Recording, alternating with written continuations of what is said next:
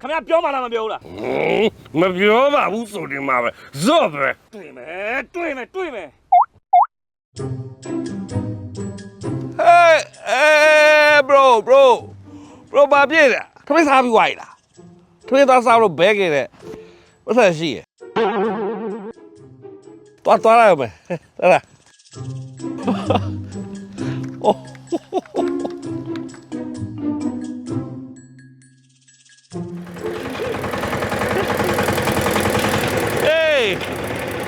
Hey bro Hey bro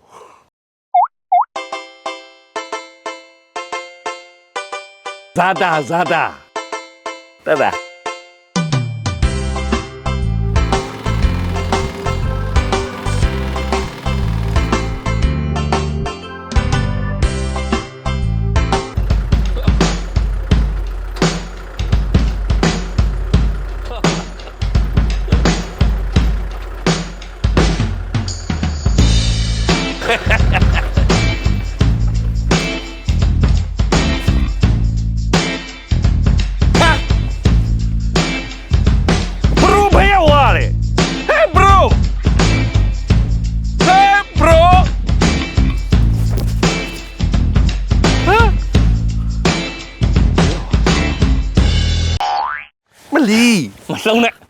မလုံးနဲ့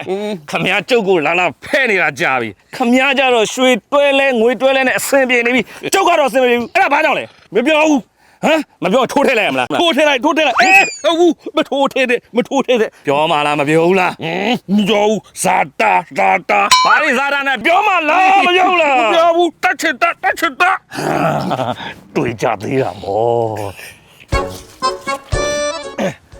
ခမရကမပြောဘူးလားမပြောပါဘူးဆိုဒီမှာပဲဇော့ပဲတွေ့မယ်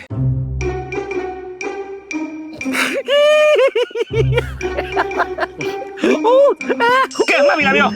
မပြောဘူးဟာလေမပြောဘူးစားခြင်းလို့လားမင်းညမသွားကြည့်လေမပြောဘူးလို့ပြောလား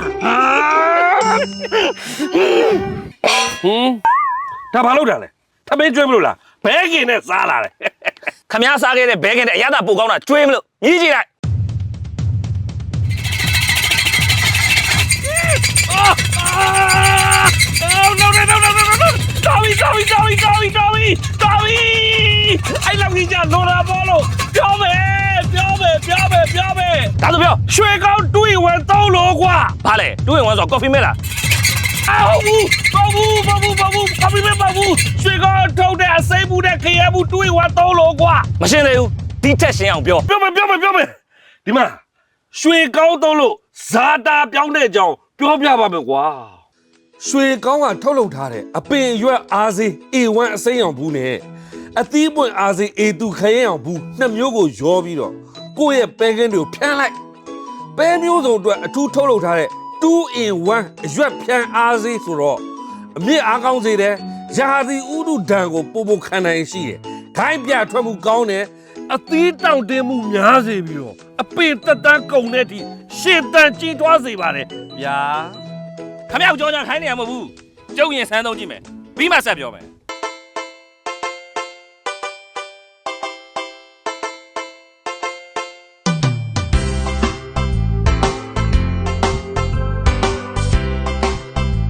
Hey bro